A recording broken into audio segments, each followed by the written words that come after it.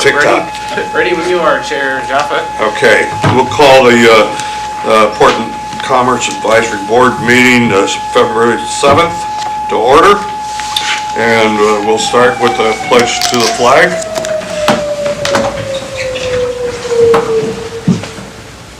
Pledge allegiance to the flag of the United States of America and to the republic for which it stands, one nation, under God, indivisible, with liberty and justice for all. Okay. And will the clerk call the roll? Roll call for today's meeting. Atwood. Here. Scudder. Here. Smith is excused. Miller. Here. And Chair Jaffa. Here. Okay, you do have a quorum. Okay, we do have 2 open seats. We'll talk about that a couple times today, I hope.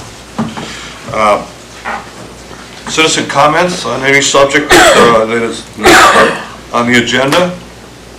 Carl? Mr. Hughes? Can you be up here or just standing? Wherever you'd like, Carl.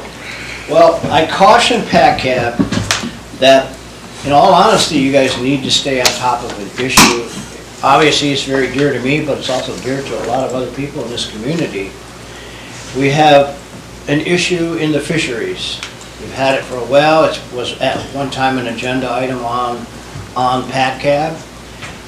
They finally made a change in the retainment percentage for bycatch weights for the trawl fleet. But in order to understand everything, you have to understand it's been 30 years that the halibut itself has been going downhill. The old pattern was after every 10 years it would jump back up and start going the other way and grow. For 30 years it's been declining.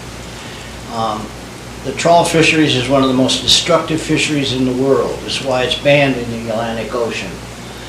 And not just us charter boat operators, but the commercial fishermen, they're being impacted hugely by this trawl fleet, that because of the money that is used to protect their interests politically, we can't get any action, real action on it. And as goes the commercial fishing fleet and the charter sport fishing fleet, so does the economy of Seward. And right now this fisheries, 4.4 million pounds of halibut were caught in bycatch last year. 42,000 king salmon were caught last year.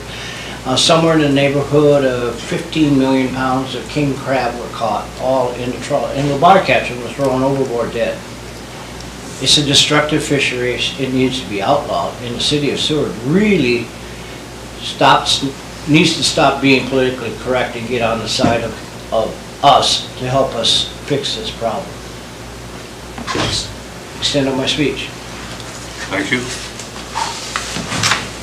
Any other comments from our attendees? All right. Okay, special. Approval of the agenda and the consent agenda. When you have the minutes from the, I think, was it the last meeting or last 2 meetings?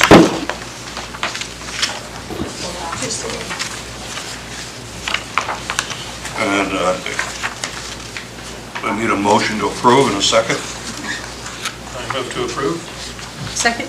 Okay, there's a motion to move in a second. Is there any changes, corrections, anything that you guys think the agenda needs to expand, contract, move around? Okay, call for a vote. Voting on the approval of today's agenda and consent agenda. Atwood. Yes. Miller. Yes. Scudder. Yes. And Chair Jaffa. Yes. Okay, your agenda and consent agenda have been approved, and approved on the consent agenda was the January 3rd, 2024 Port and Commerce Advisory Board meeting minutes. Okay. That brings us to special orders, presentations, and reports. And we have no proclamations, but we do have an award. Former PACAB member, Emeritus Carl Hughes, has presented himself here and deserves recognition. And I don't know if there's something I read or if I just go ad lib. can go ad lib, and the gold pen is I see there it. at your spot. Carl, could you join me close here, or, I don't know exactly, procedure, I've actually never done this, I'll come over to you, Okay. Let's go out there. All right. Let's go out there. Here. You take this. You take this. So, I've known Carl for, I don't know, maybe 30 years? Yes. And he's gotten better with age. But the time he spent with PACAB gave us an insight into not just the fisheries, but commercial aspects of this town, social aspects of this town. He's raised his family here. And I have always appreciated and learned working with Carl. And the city has been better for his service. And I think this is a small token of what the city can do for you. Thanks, Carl.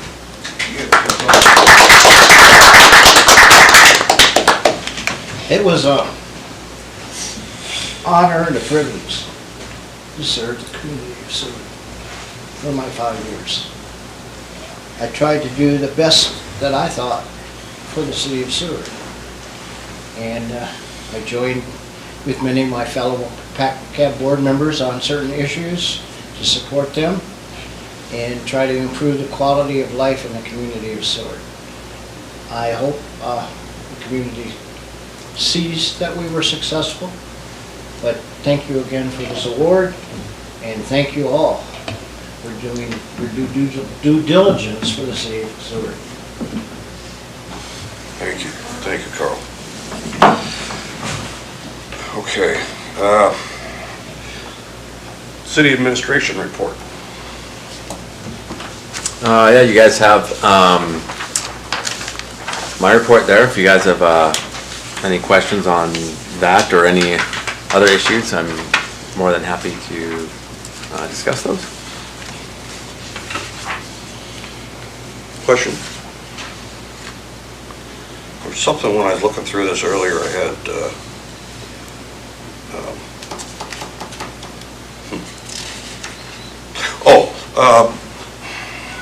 you have it in your report, the electric utility. Is there any update you can give us on the process of the management? You mentioned the MEA contract is getting set up. Is that going to come to council soon? Yeah, that will be at council at the second meeting in this month on the 26th, I believe. So.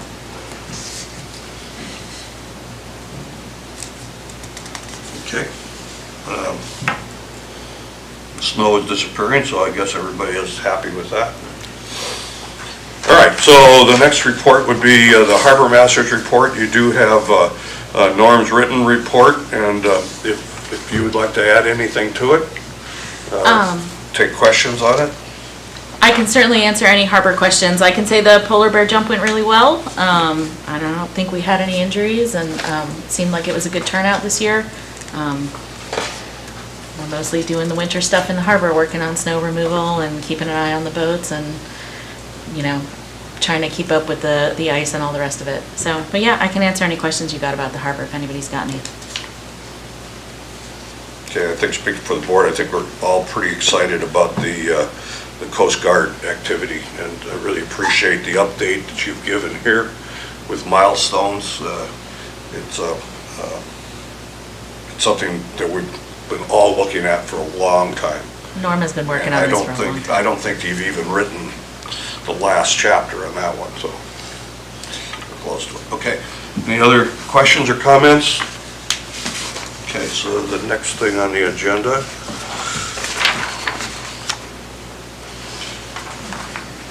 would be the railroad report. Yeah, thank you, Mr. Chair. So the report is written, of course, and a couple of high notes. One, we're currently preparing for the arrival of the MV Bruce pipe ship that will bring approximately 3,500 metric tons of pipe, and I believe it's scheduled for about the 18th of this month. And as part of the pipe movement, we've had trucks being loaded by a local longshore in front of our terminal building, and that will continue. We expect to take at least 2 more ships through the remainder of the winter. That's into March. And that sort of dovetails with the next item. We've got the main line, rail line that is going to be closed from January 15, so it's currently closed, of course, and then open, hopefully on schedule, April 15. And so anyway, the point of that is the pipe that's being moved out of the terminal right now is being moved out by truck. And then we do have a host of scheduled repairs and improvements, and those things are moving along, and they range from removal of the coal handling equipment on the old coal dock to extending our freight dock, and also getting new plans and a new approach for replacing our cruise dock. I realize there's a lot rolled up in there, but I would be happy to answer any questions if you have any. Question for you, if I Melissa? could. Regarding the work that's being done on the railroad out at Trail Lake, what is the railroad going to do with all of the stuff that's being pulled out of there, all the ties and the metal and whatnot? Yeah, that's a very good question. I know with some projects, the contractor can take the excess material.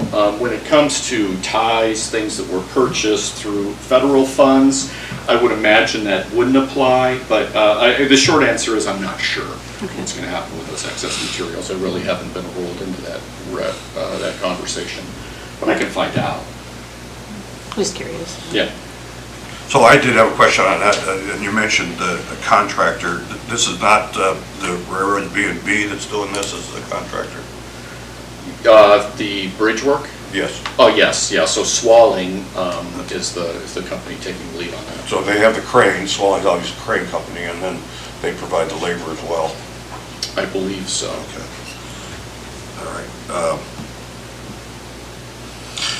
Well, that's an exciting project. I had a question on the dock, because I know there've been a lot of investigation, inspection of the piling condition, and one of the problems that I remember was that some of the pilings that were questionable were inaccessible, and it was one of the things that motivated the concept of replacement.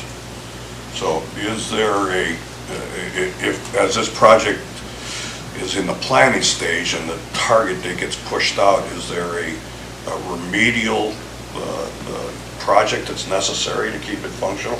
Yes, the short answer is yes. So what's happening right now is there's a sort of we're referring to the cruise dock now. Mm-hmm. So there's sort of a two-stage repair that we have been planning for, and one is I have some piling that are in poor condition, and a lot of the bad piling are in what you would refer to as a splash zone. It's kind of that intertidal area where there's a lot of wave action, and so that's very close to the point where you enter or get onto the dock. And so currently the east side of the dock is usable. There's a ramp in place that spans some bad piling. So the first project is to firm up that deck, essentially create a bridge, whether it's structural steel or whatever we do that'll be on the surface of the dock or built into the deck of the dock. But additionally, there are several piling that will need to be collared, otherwise stabilized and repaired. And so that's the second piece. So we hope to get the deck on the east side firmed up before the cruise season starts, cruise ship season starts, and of course that'll be in late April. So yeah, a lot of things need to fall in place, but that's the current plan. Well, I'm curious because last summer I have a picture of 3 boats tied up there, and over the winter the Quigiliac, I can't say the word. Segulia? Yeah, that one. Tied up there, and I did visit the dock, and it made me aware how important that dock is. And I remember when it was very, very active, although the backfill dock has taken up a lot of the heavy lifting. So. Right. So the dock's quite old now, but as you're probably aware, it was overbuilt. Loading directly to train, rails out on the dock, very large gantry cranes, is very substantial, and that's why it's still functional today. Good, good. Okay, anything else? All right, so we'll move on. So we have Samantha Allen from the Chamber of Commerce available to us today, and she has, in front of you, you have a marketing strategy, and I'll just let Samantha present to us. Thank you. I'm just gonna move some stuff around a little bit if that's okay. Sure. Oh, look at there. Okay, thanks for having me today. I do have a presentation on the screen and it's in front of you as well, so however you want to follow along, and then I also just have some examples of stuff that I can hand out if we're interested. Okay, so this guy, right? Hi, I'm Sam. I'm the Executive Director of the Seward Chamber of Commerce. Thanks for having me back here today. I also brought Allie Burdett, who is our Communications Coordinator, as backup. Allie is doing a lot of the stuff that I'm going to talk about today, so thanks for coming today, Allie. Okay, so moving right along, this is what a lot of us are already familiar with, so unless there's specific questions, I won't spend too long on it. We're funded in part with membership dues and with a marketing contract from the City of Seward. In the past, it was a percentage of the bed tax. However, that was stabilized last year for a flat funding of $300,000 a year, and that is up for renewal at the end of this year. So with that money, with those funds, what are we doing with it? So I'm going to sort of go over the different things that we implement in order to be the destination marketing organization for the City of Seward. So some of the biggest things we do, obviously we're a year-round visitor center. We also host 2 other visitor center pop-ups, essentially, at the Harbor Derby booth in the cruise ship terminal when there are boats in port. And this also employs 4 year-round staff members, as well as about 4 seasonal staff members throughout the summer. Another large thing that we do to market Seward is the Seward Visitors Guide. In 2024, we are printing 40,000 copies, and then these are distributed all over Alaska. They're also available to order online on Seward.com for anybody who's interested in coming to Seward. So there to the left is the cover photo for this year. Can anybody guess where that photo was taken? Chris knows. Anybody? What's the question? Can you guess where that photo was taken, the cover photo? Resurrection River, yeah. Yeah. Exit Glacier is one of our biggest attractions in Seward. We're seeing almost everybody who comes into the visitor center asks about it, and we see with their Datafy platform, which we'll talk about a little later, we're seeing that as a point of interest where people are visiting the most. What else do I want to say? It's the strongest co-marketing opportunity for our member businesses. They can take out ads, and that also helps with our distribution and our printing costs. So that's a great partnership that we're able to offer. And these are distributed all over Alaska, stocked in the Ted Stevens Airport, and available online. So another method that we use for marketing Seward is not just a place to visit, but a place to live and to work. Our hometown guides and our marine industry guides. I do have copies of those if anybody's interested. This is also a diversification of industries that we support. We're marketing Seward as a place to live, work, and play, come do business. So these are really helpful resources, and we use them at the Pacific Marine Expo. Moving along to Seward.com, that formatting got a little off there, but that's okay. So this is a one-stop shop for planning a visit to Seward. This is not only a planning resource, but it's a hometown resource as well. I'm going to do a quick little plug for Seward.com/events right now. It's Seward.com/events if you're not familiar. Individuals from the community, businesses, organizations can post their community events. It filters through our system, and then you can hop on there and see everything that's kind of going on in Seward. It's a little more streamlined than surfacing on Facebook and looking for what there is to do. So there's a lot of hometown information. It's a local resource. Member businesses get listings on Seward.com, so people who are sifting through the website to see what they want to do when they come to Seward, where they want to live, they're able to have a little bit of extra promotion on this site. And also we get a lot of metrics off of it.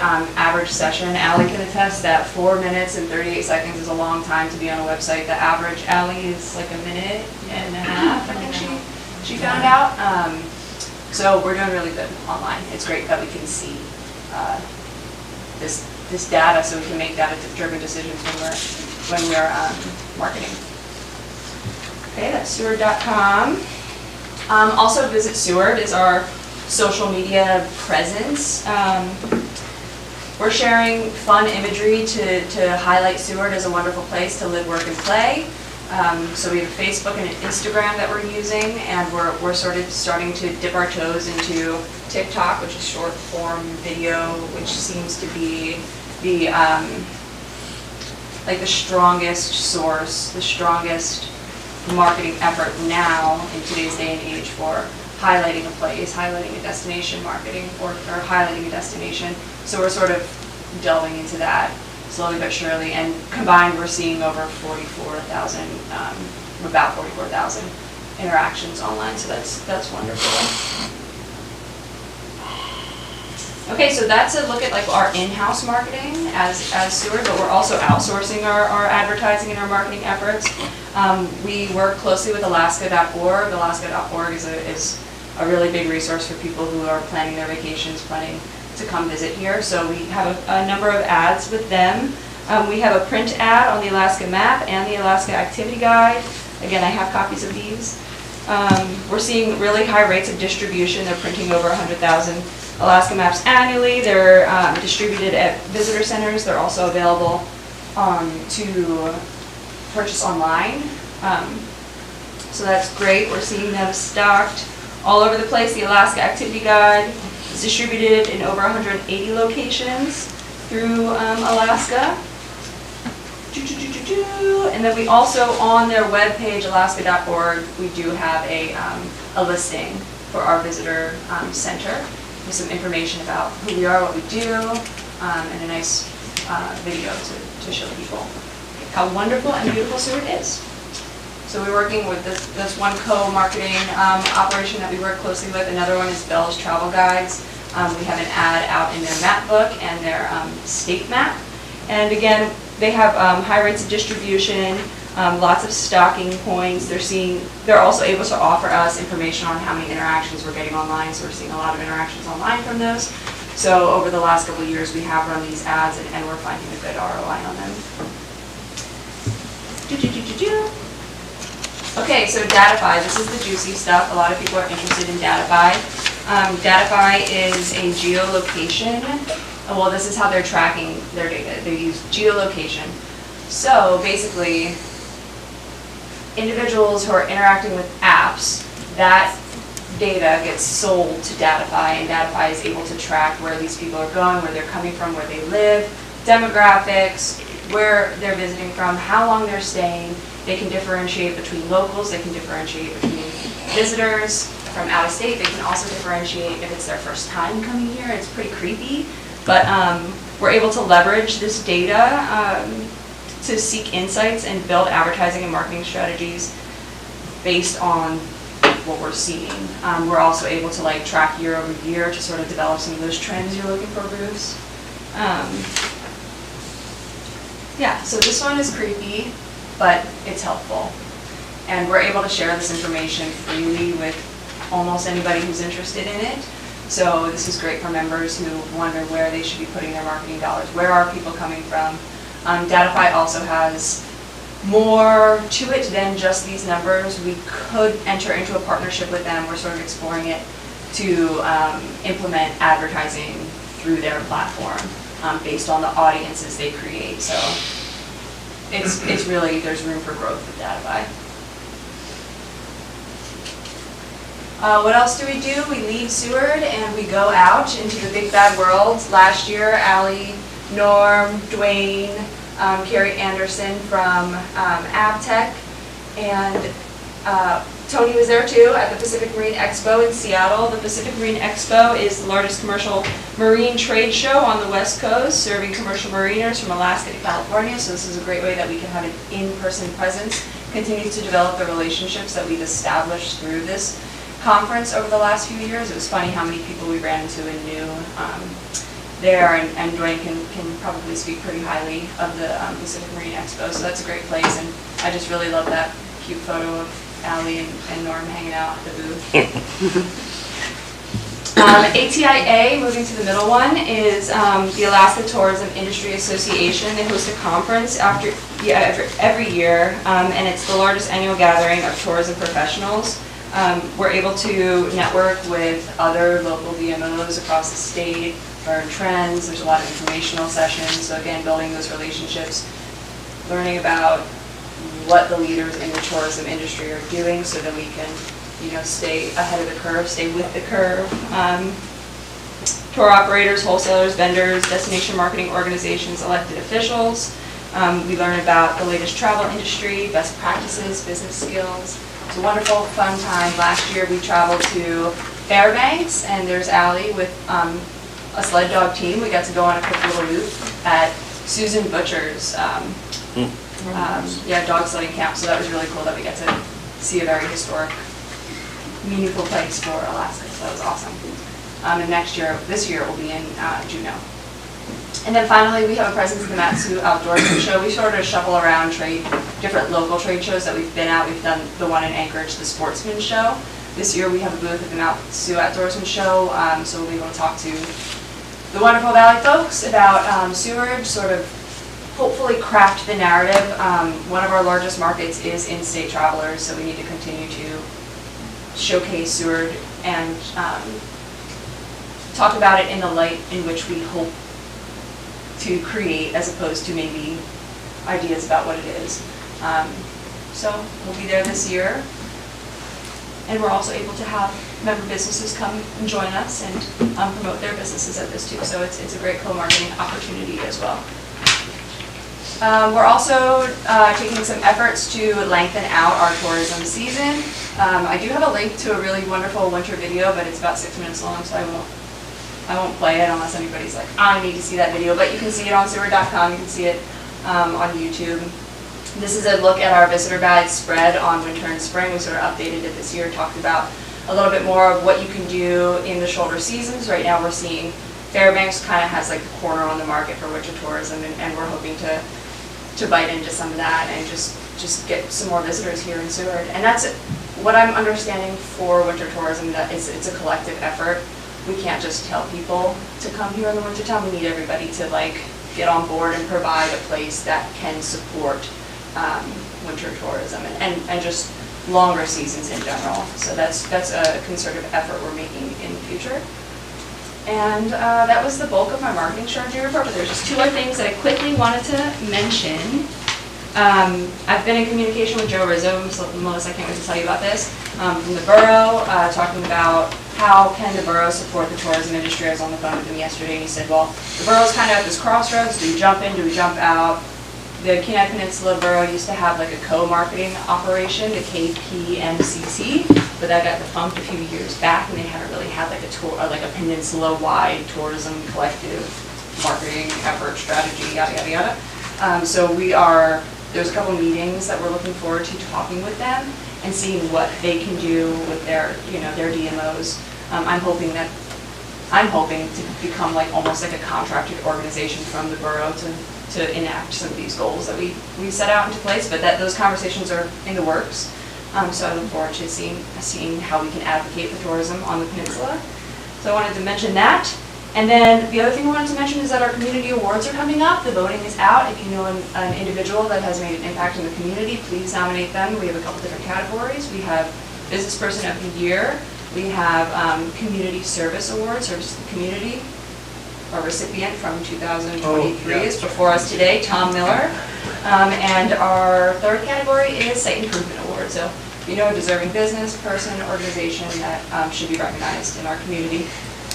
So we get to recognize them in our own way, as Carl's recognized here today. So that's all I really wanted to say. And if there's any other questions, I can take them. But I think I hit my 10-minute mark. Could you go back to the data file? Yeah. What do you want to know about it? Well, I don't think I completely understand how to use it.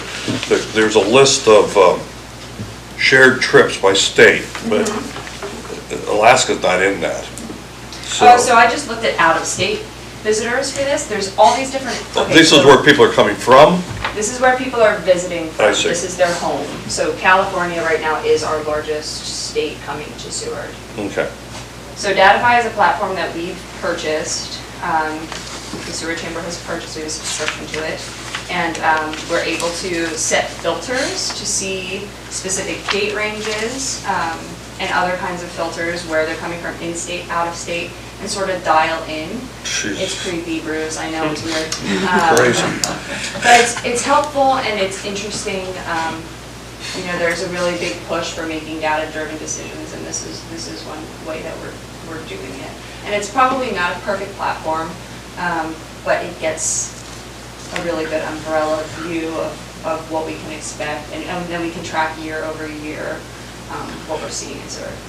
Well, I think it's working. If nothing else, the average length of stay at 2.3 days is increased over, at least from the data that I've seen before that's been presented. We're doing our job. Yeah, That's awesome to exactly. hear. And Bruce, that's So our that- biggest area that we want to improve. We're Sure. seeing statewide, the average is 8.5 days in Alaska according to ATIA's Tourism Impact Report from 2023. So we'd like to see more days in Seward. We want to continue to lengthen out that length of stay. I mean, I've done a bunch of research for our own marketing and stuff like that. If you guys are really trying to push the winter thing, you might look at that on an international level for the wintertime stuff, Yes. because I think that you'll find that if Fairbanks has the foothold on it, which sounds right, that you'll find that a lot of those aren't like American tourists. Like it's, you know, I've worked with some companies in Anchorage that are going to China and Japan and stuff like that, and kind of nailing those demographics and bringing them in by the busload, like large parties at a time.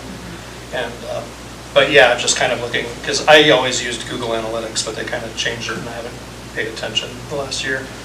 But it was kind of amazing, like how much traffic we were getting from like across the pond, like for wintertime stuff, so. Yeah, it'll be interesting to look into more international tourism marketing efforts. That's a great idea. So a couple of, Dwight? Go ahead. Well, Yeah, I just had one observation, one question. As you were doing your presentation, I just, Googled Visit Seward, Alaska, just to see what the website visibility is like, and it's very good.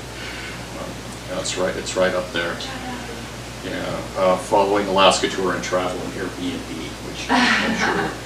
But anyway, the other thing I was just thinking about is Bruce was discussing this information that you got that you can kind of scrape.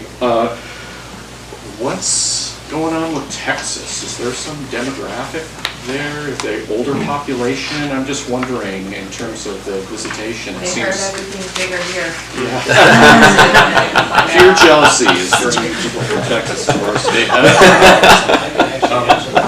Carl's got Yeah. me. Yeah, Carl. That's because so many of the pipeline workers from the 70s were actually from Texas. Yeah. And they Yeah. passed, and they loved it up there. Kind of makes sense, yeah. So you've got an age thing happening and also former experience, so. Yeah. I think there's a similar kind of culture too in certain parts of Texas cars. Frontier. Yeah. Melissa? Yeah, Sam, so this information is available to member businesses, correct? If a member business comes in and wants some of this information, somebody Yeah. can share it with them. Now, correct me if I'm wrong, but I feel like a lot of this information also tells you where people are visiting while they're in Seward, or am I mistaken on that? Yeah, we do have points of interest that we can dial in. We've set different points of interest, and I sort of mentioned it when I said Exit Glacier is one of our biggest points of interest. Right. We can see where in Seward they go. That information is helpful, and I can tell the Sea Life Center, wow, you're getting all these visitors compared to how many are coming here. Good on you. But the other part of that is like Seward is so small that it feels like everybody goes everywhere.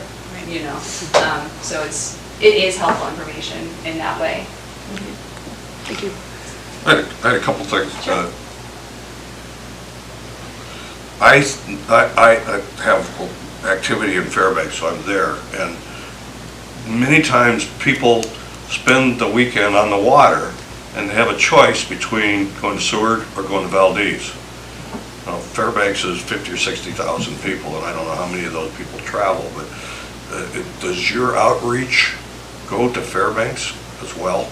to try to attract them to come to Seward rather than, I mean, they've got their Salmon Derby in Valdez, and it's a little bit closer. We do have our we do have our destination guide in Fairbanks. They are our partners, so we have their guide, they have ours. That's probably, the largest reach that we're able to make into that market. But exploring possibilities to broadcast our voice more largely in Fairbanks would be a good idea.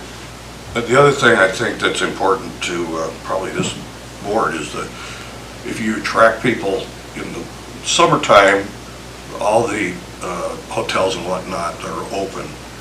They may be booked. I know it's hard to find a place, but in the winter, there's a lot of places closed. So is there concern about where people would stay if they're not going to come stay in their camper in the winter down there probably?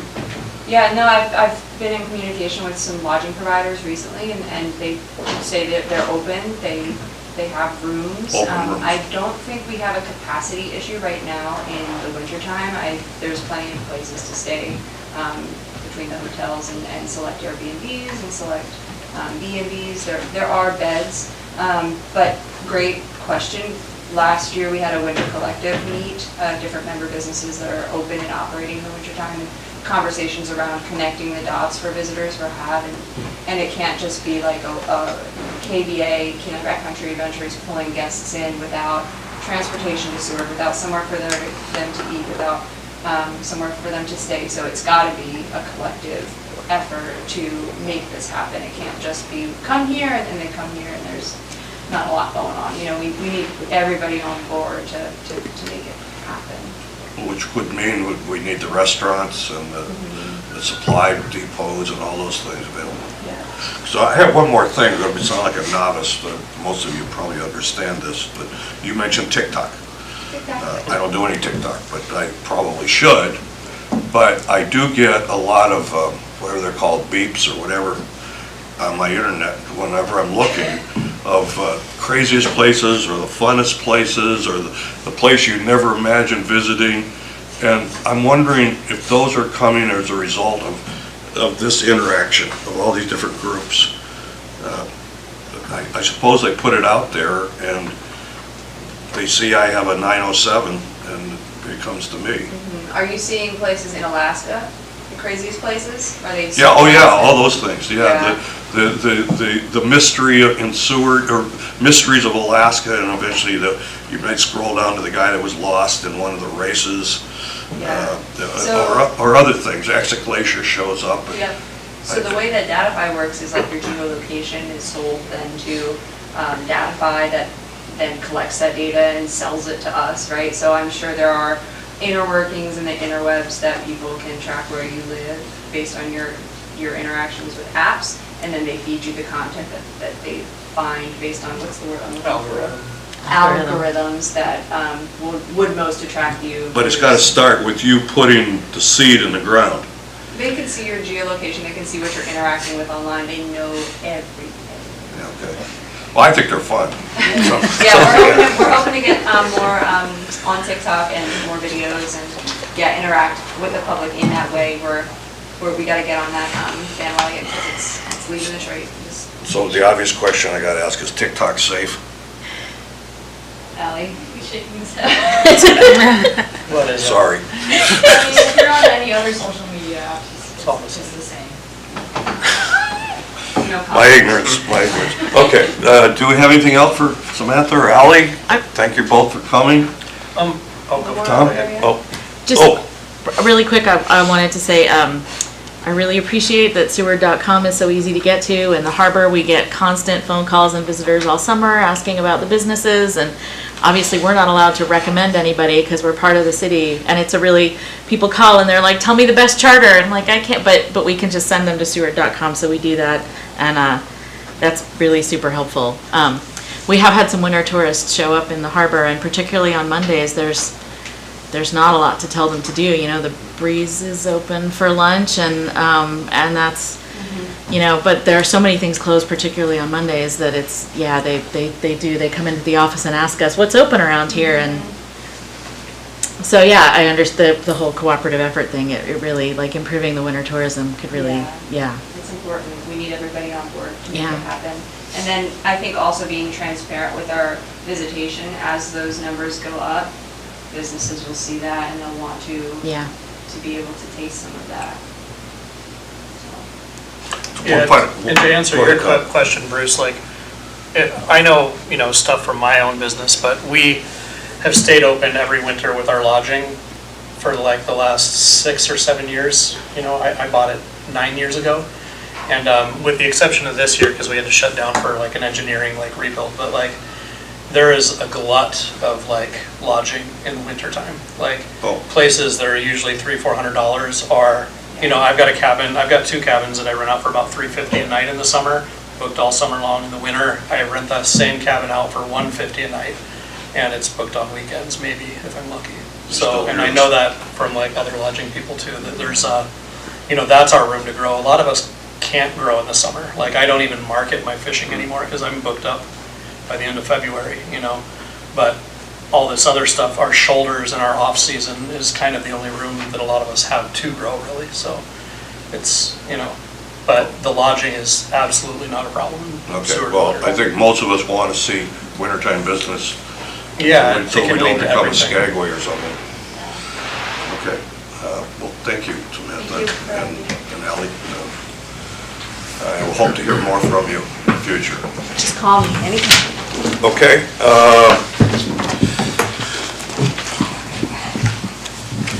where's my agenda? There it is. You can see that. So, our next, we have no unfinished business. What happens to the fish marketing thing that we were going to do in a work session and we didn't get to? Shannon, can you speak to that one? Well, we were waiting because we were looking at possibly having a discussion here, but Norm, who's the one who actually kind of is, the conversation started with this and with his presentation that he saw at, I can't remember where it was, but. Yeah, that dragger? Yeah, and so I think that we were just waiting for, that can go on like a future agenda, but we just wanted to make sure that Norm was here because really that's kind of like one of his purview pieces, and so Norm and or Tony, and so we were just gonna wait until their next That's fine. meeting that they would be here. Will it come to us as new business or old business? That I don't know. Doesn't matter. Yeah. We'll deal with it. Okay, so we have under new business, with no resolutions, we have discuss a comprehensive plan, and you do have a copy of it here in your packet. I put a quick look on it last night, and I've looked at comprehensive plans in the past, and a lot of people have put a lot of time into these things. I think this 2017 date is only 8 years ago, but I think there's a typical five-year review of strategic plans, is that correct? Traditionally in Seward, it's been 10. A 10? So why are we doing it at 7 or 8? Well, we're actually, well, a couple of things is this was adopted in 2017 for the 2020, and so there's already like a gap before it kind of goes into effect. But the conversation started that, well, one is with COVID, the pandemic, a lot of things have changed, and that in and of itself, just the way that changed our economy, that changed the way we look at things, that changed issues that we're having within our community. And so there's that. And then another piece is really kind of the way that comprehensive plans are looked at now. These should be, instead of a plan that's updated every 10 years, it really should be like more of like a living document, more like the Muni Land Plan, where we do like a major facelift and a revision, like that type of way every 5 years, but it's something that actually kind of gets brought to the table and discussed. So that way you're not having to do all this heavy lifting every 10 years, because if you do that every 10 years, it's a lot of work to try and fit into 1 year. And with community resources and city resources and that kind of thing. And so, yeah, so with that, the conversation got started a couple of years ago of that we need to start taking a look at this. And And so with the comprehensive plan, there's actually like a couple of plans that sit underneath this. And I did send this, I was looking up on my emails, but on January 3rd, the clerk sent you guys kind of that communication I sent to you, just giving you guys a little detail and background on the comprehensive plan. And so even though we have not really addressed this document itself, we have actively been working on a couple of the plans that sit underneath this, which is like the Muni Land Plan. We've done a major upgrade on that. We're currently revising the cemeteries plan, which sits underneath this. And then we've done a lot of work as far as zoning maps and sewer maps, utility maps, and the GIS system in general. And so even though we haven't hit this piece of it, we have been doing a lot of updating on kind of the sub-plans that sit underneath it. So would you like me to is there anything that specifically at which I can do kind of like a preview if people would like that on this? I would, Jason, but I'd like to ask a little bit of question about the formulation of this. Ultimately, it'll go to council, I believe, for approval and be adopted as an official guide for the city's actions. But how is the word tenor? How is how's it developed? I mean, is this an administration effort that you see? I see PDC is involved with it as well, and I know that some of the other groups I'm dealing with that do strategic plans, and they outsource a lot of that. And what I see with some of them, actually one of them, the strategic planner took the organization sideways because they didn't understand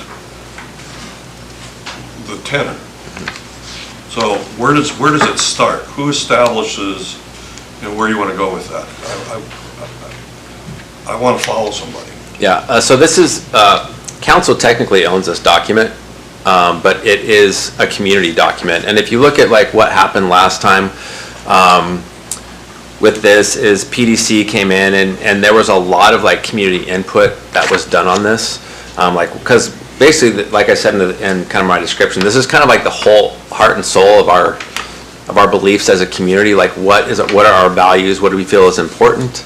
And so with that, it takes a lot of community input, and that's what was done. And so then they take all that community input, they look at different stakeholder groups, but this was set up in the library, and you could go in there and they had different sections and different pieces. If you look at some of those things, and they had people write down what's important to them or what are their concerns with this topic, like transportation, and that kind of thing. And so that's how they basically took all of that together, and then they put it in. So it was more of like a developing all that input and putting into this document as far as, whereas sometimes I think a strategic plan tells you like which way to go and how to get there. This is just kind of saying, hey, this is what we value as a community. Here is what our needs are going forward, and here's kind of what we want to, in all actions, here's what we want to maintain like a small town feel. We want to, ensure that we have like good public facilities, there's that type of stuff. And so it is a council document. The borough did give us money last time to do that major kind of uplift on this document.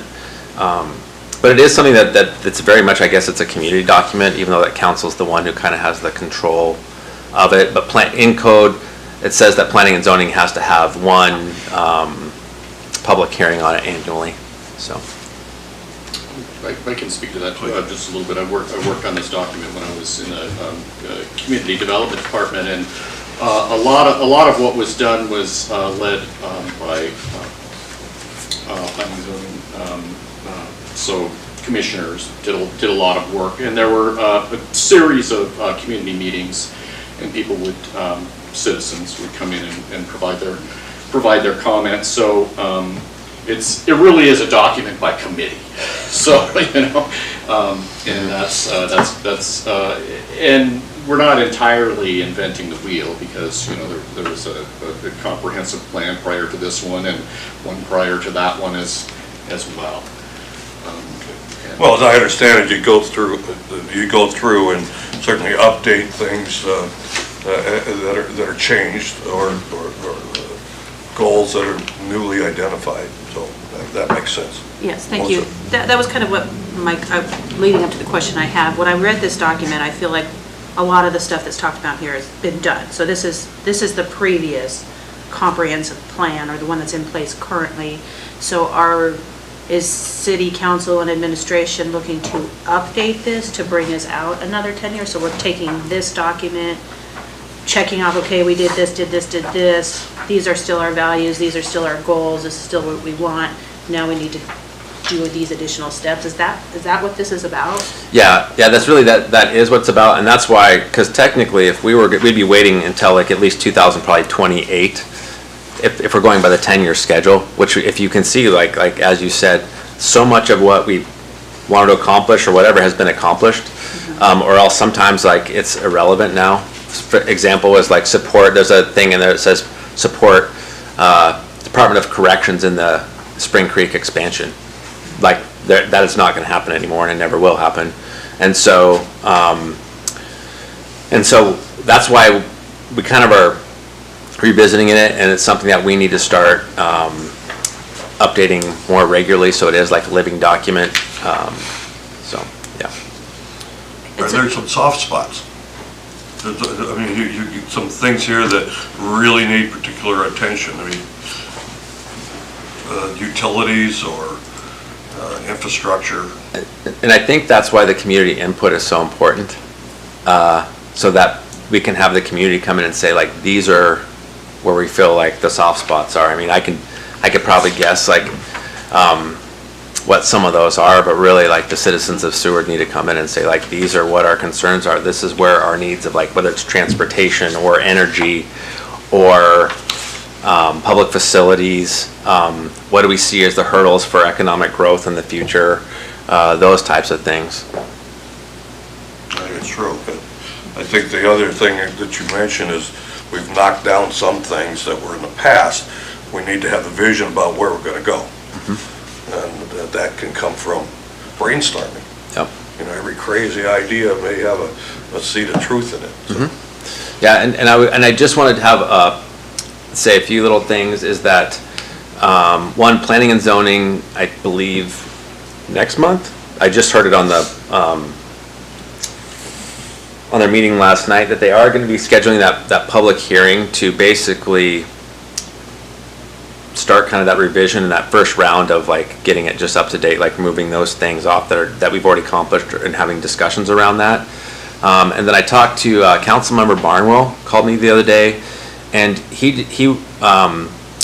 values this document a lot, and he's going to bring it up he said he's going to bring it up as a discussion item in a coming council meeting, because what he would like to see is like a schedule where, since we are doing kind of a major uplift, and we talked about, we don't feel like from where we're at we necessarily need to hire an outside group to do that, but I think just to help have council develop kind of a more formal, like, okay, in these next 2 months this is what we want planning and zoning to do, or the next 2 months we want to like have this done, and kind of create a timeline for doing this kind of major uplift before it was scheduled to be done. And so he said that he's going to bring that as a discussion item in an upcoming meeting here, to kind of have council, and then obviously like council commissions you guys do that work. I think planning and zoning obviously is going to be a major kind of the leader in here, but there'll probably be opportunities for other groups or committees or boards or whatever to have input and be involved in that as well. May I? Yeah. So, yeah, I'm absolutely in agreement. I can speak to the contractor here, the PDC, their involvement. They were the lowest bidder, and they, to their credit, they did their work, but required a lot of editing and a lot of back and forth. And I think, frankly, you are correct. I think we have the ability to revise this document. Well, I think board member Atwood, you're right, and I've seen PDCs work before. They're professional. but it's just like any other consultant that's working for you. They need the input of the client.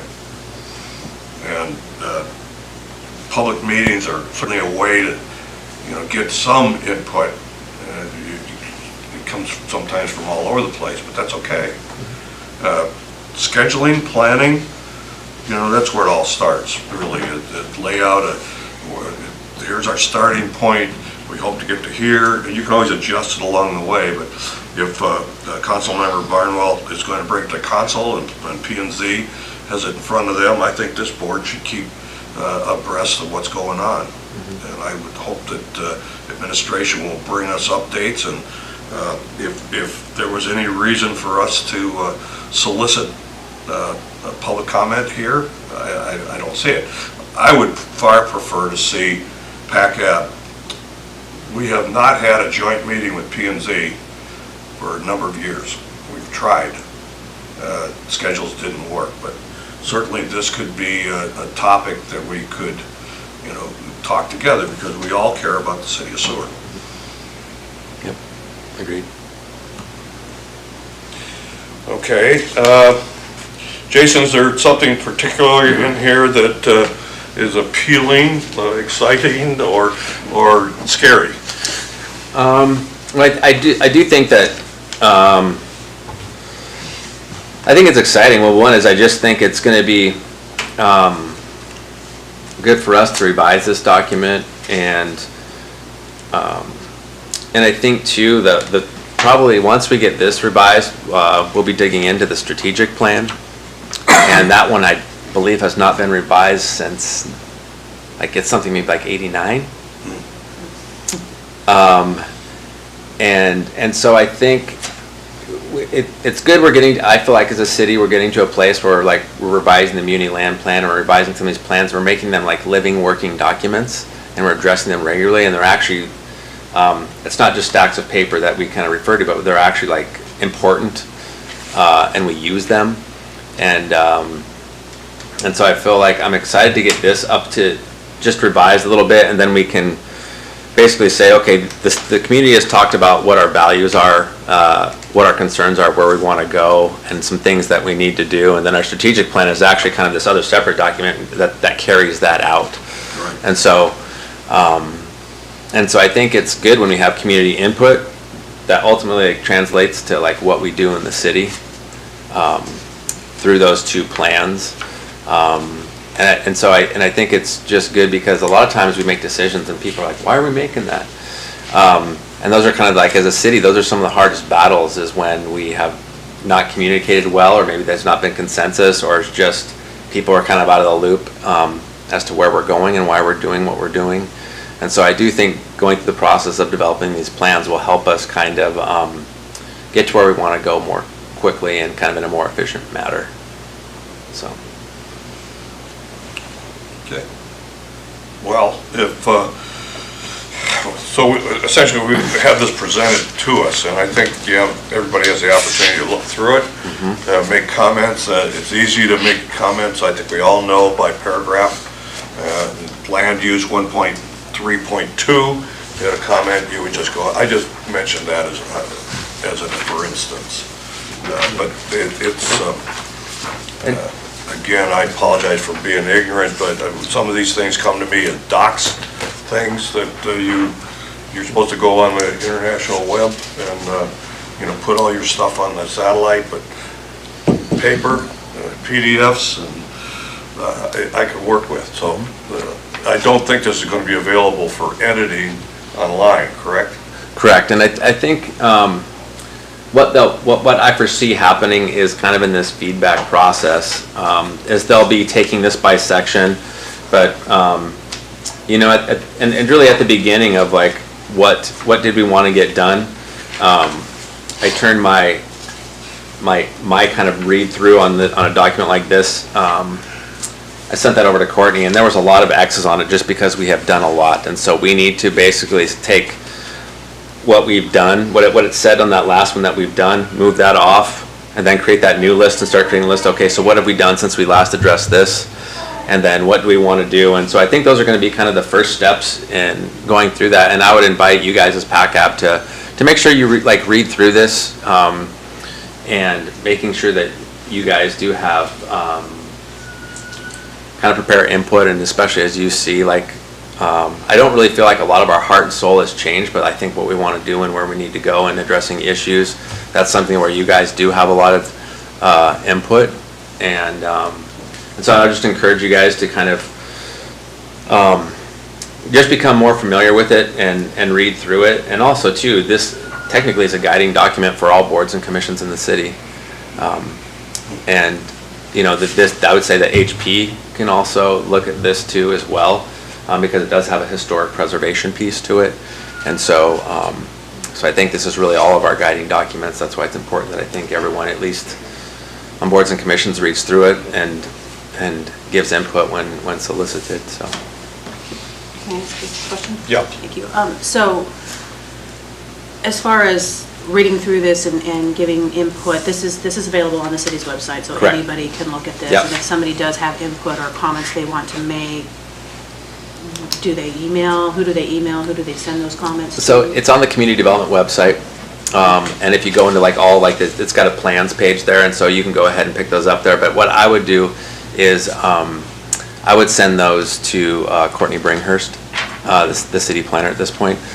We do have an incoming new community development director who will be starting next Monday, and so I'm sure he'll be involved in those conversations as well going forward. But yeah, since it is kind of a community development owned document, I would say go ahead and read through those, and any input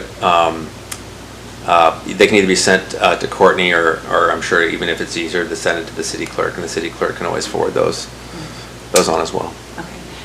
So this is going to be kind of an ongoing thing, and as it gets brought up in council and brought up in more conversations, obviously you're going to see a lot more input from community members, and you're going to have a lot of opinions expressed. I'm assuming that there's going to be some sort of a, looking through this document, I see it looks like a picture where they were in a library with whiteboards up and getting input from those that were interested in providing their opinion. Yep. Do you see that moving forward, something like that happening to update this plan? Yeah, I do. And then Chair Joppa may have already kind of answered the question, but our role in this as the PACAB board, as a board, where do you see us coming into play in this whole process? Is it? Well, I see, I think we talked about the joint work session. This would be, I think, a great opportunity for a joint work session as going forward. So you do have as a group, but I think too, just as individually as well. Like I'm sure they will have some public opportunities for input that way, whether it's in like a work session here or maybe even some kind of. I think visuals are really important, and I do think like setting something up in like the library community room where you have people come in and you have opportunities for people to write down input in certain situations like that. So it'll just kind of depend on how council decides to go about that. But I know that Councilmember Barnwell, I believe he was kind of involved in the last time, or like understands that, and I think he values those pieces. And so I do think it very well could become. Council's ultimately the one who decides, but I do think it definitely could become that type of situation again. So that's what I'm hoping for. We will have space on some agendas for short discussions, and eventually, if PACAB decided to put together a motion to advise council, that would certainly be a way for to get our what would benefit our effort to them.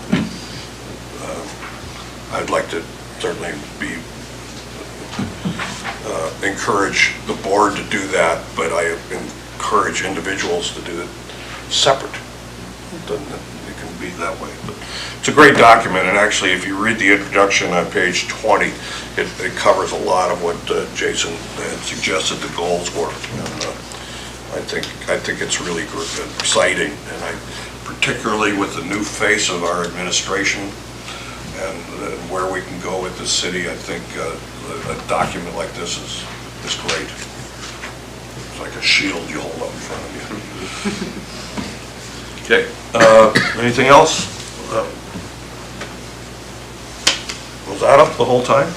No, Oh, that wasn't up. oh. Okay, so informational remainder of the meeting.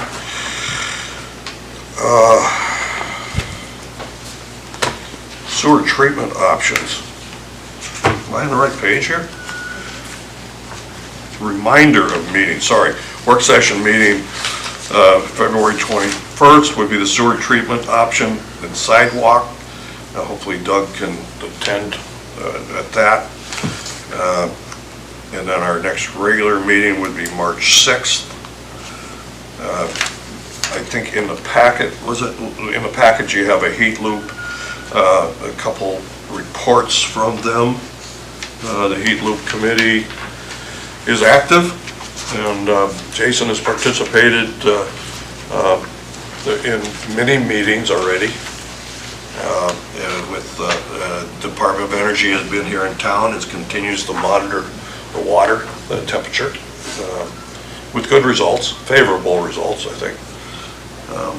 And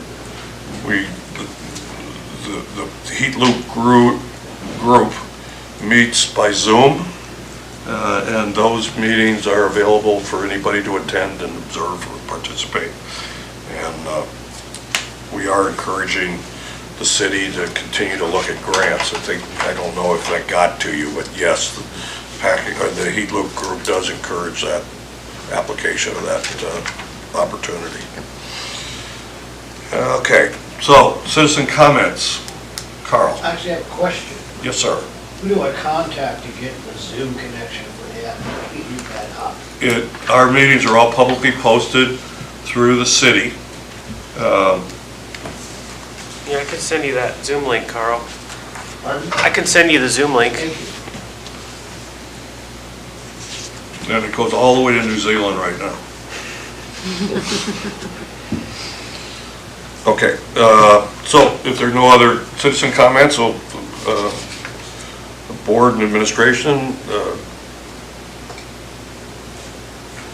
neither, nobody? No comments, Okay. thank you. So we'll go ahead and start with Tom. I have no comment. No comment. Melissa? I just want to say that I think the city's been doing a great job keeping the roads clean. You know, the many years I've worked at First National Bank and seen that berm in the middle of the road sit there for weeks and months on end, and it's been cleaned up right away this year, almost the same day or the next day, and I just think they're doing a great job, so I appreciate that. I want to express my appreciation for that. Good. Glenn? Yeah, thank you. Carl, thanks for all your service, that's awesome. I appreciate your input here, even today, the issue that you're thinking about and we should be thinking about. As part of that, I don't know if administration or someone else might even be able to chime in here. Is there any trawl harvested product that comes into Seward in any fashion? I don't know. Yeah, so anyway, my thought process there is just, I mean, we might have the ability to, you know, anyway, address that, but a healthy sport fishery, of course, is very important. We know that the dollars that are spent in our community for that activity is very significant, and of course, we want healthy fisheries as well. So I appreciate your comments. That's all I have. Okay, good. Well, I got a couple of, thank you, Carl.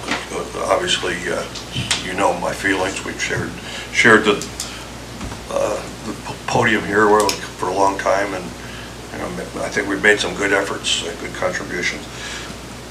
With that, anybody who's out there in the radio land, there are open seats here.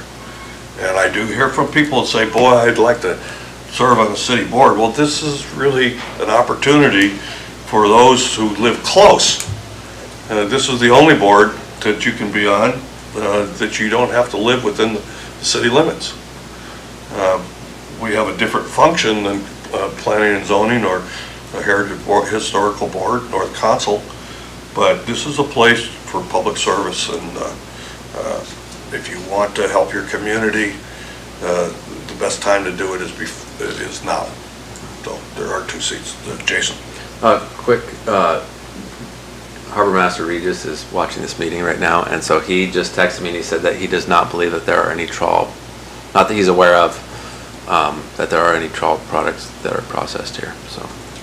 Good. Well, Thanks, that'll Mark. help. That'll help me with my comment, because we have had this trawl thing in front of us before, the bycatch thing, and as a board, we were unanimous, and I can't remember exactly how we expressed that, but we were unanimous in our opposition to the destruction of the habitat and the fisheries. And we encouraged the city of Seward to adopt ordinance to move this to the Pacific Fishery Council, or wherever the North Pacific Management thing is called, and to our legislative offices. Now, I know Senator Murkowski and Senator Sullivan have both been strong on this, as well as Representative Patola, but it's going to take a grassroots effort, and it's time to take the gloves off, quite frankly. The presentation that council got 2 months ago should have been an eye-opener, you know, and frankly, we all knew this was happening, or suspected it was happening, but it was never presented as candidly as that movie essentially showed the scarifying of the ocean floor. So I think we did have this on our agenda earlier this year, and we didn't have the meeting, I think because of quorum issues, but I think it needs to come back. And I don't think it hurt to have every agency in town express this, their opinion on this.